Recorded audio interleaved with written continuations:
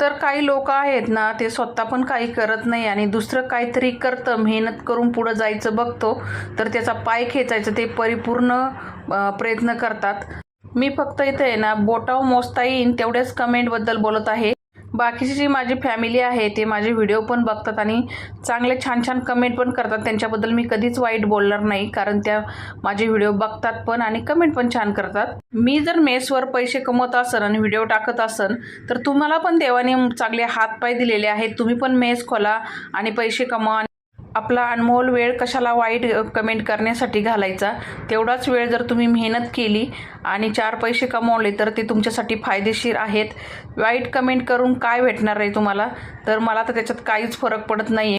ते फक्त स्वतःचे संस्कार दाखवित आहे, दुसरं काही नाही आहे. तर आज मस्त अशी छोलेची भाजी आणि मऊ लुसलुशीत चपाती बनवली. ती मॉर्निंगचे 2 डबे होते. चला भेटूया दुसऱ्या व्हिडिओमध्ये. धन्यवाद.